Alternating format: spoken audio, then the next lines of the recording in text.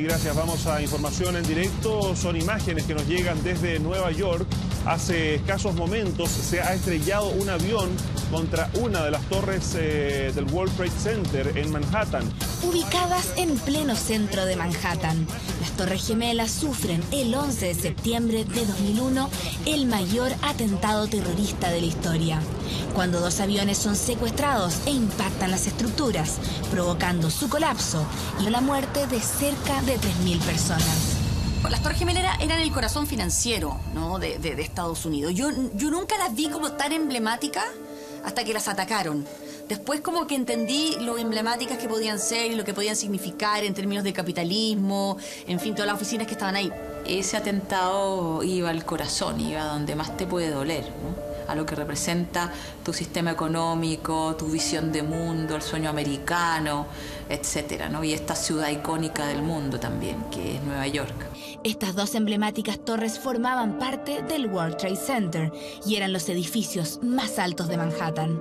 En un edificio espectacular, uno podía subir, de hecho hasta el último piso había un gran mirador, también había un restaurante, un par de obras de arte que había en los accesos, digamos, en una tremenda recepción y muchísima gente trabajando. Pero las Torres Gemelas eran parte del perfil de Nueva York. Cuando uno entra, por ejemplo, en el barco, ve la Estatua de la Libertad y ve el perfil de Manhattan, claro, estaban siempre ahí las Torres Gemelas.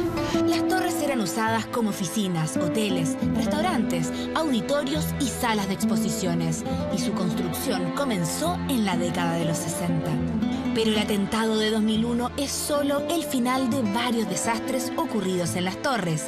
En 1975 sufrió un incendio, en 1993 un atentado con bomba y en 1998 un robo. Las Torres Gemelas eran tan emblemáticas, todo este One World Trade Center, digamos, que era el centro mundial de negocios, que fueron blanco de atentados de diferente naturaleza antes de ese 11 de septiembre. Efectivamente hubo explosiones, hubo un atentado con bomba también en un subterráneo, pero nada como lo que se registró ese 11 de septiembre, hace ya más de una década. Claramente tenían un problema de seguridad evidente que se vio el día de los atentados. O sea, se vio cómo esos edificios se desplomaron, cómo entraron los aviones y en verdad no había cómo escapar. La gente que quedó arriba no tenía ni una posibilidad. Y yo creo que los terroristas, de alguna manera, o grupos terroristas, habían detectado esa vulnerabilidad que tenían estos dos grandes edificios en Nueva York. El 2001 comienza a planearse la reconstrucción del World Trade Center. El primero de los edificios se inauguró en mayo de 2006. Luego, el 11 de septiembre de 2011, se abrió el Memorial Nacional del 11 de septiembre y el museo en 2014, en donde se encuentran algunos restos del atentado que cambió por completo la historia de todo un país y del mundo. Me parece que es un lugar que no se podía volver a construir cualquier cosa. En ese lugar hay mucho sufrimiento, se perdieron muchas vidas, muchas historias. La polémica vino por muchos frentes. Por de pronto no se ha encontrado a todas las personas. Algunas o se pulverizaron o no fueron, era parte del debate en Estados Unidos, adecuadamente buscadas antes de comenzar con estas obras de recuperación y las obras de construcción del memorial. Me parece que debiera ser una decisión, y imagino que fue así, de los ciudadanos de Nueva York, de querer tener ahí una imagen y un recuerdo permanente de lo que pasó ahí. Muchas familias no tienen los restos y yo creo que es importante tener un lugar donde ir a verlos, a despedirlos, a sentir su presencia.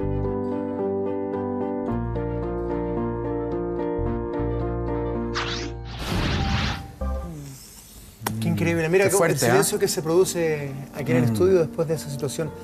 Yo creo que son esos hechos a nivel mundial, históricos, donde la gente dice, ¿qué estabas haciendo tú tal día? Claro. ¿No? Yo estaba viendo TVN, por ejemplo. Tú estabas viendo TVN. Fuerte, porque además como que nadie se imaginaba que estaba pasando. Fue como que todo el mundo decía, pero esto no puede ser, no claro. Imposible. Andrés, tú estabas ahí, tú estabas en Nueva York. Sí, yo estaba trabajando. El día del atentado a las Torres Gemelas, ese 11 de septiembre. Exactamente, yo estaba trabajando por todo septiembre en una producción con Nicole, ¿ya? Y estábamos en el minuto que pasó todo esto. En la casa era temprano, nosotros trabajamos hasta la madrugada en el estudio, por lo tanto nos pilló durmiendo. Pero la mamá de la Nico y mi mamá llamaron, vean la televisión, etcétera, etcétera. Con el novio en ese entonces de la Nicole, nos pusimos a ver una tele que estaba en blanco y negro, es muy caro Manhattan, entonces estábamos en un subterráneo. Y de repente vemos el primer avión, dijimos esto es un accidente.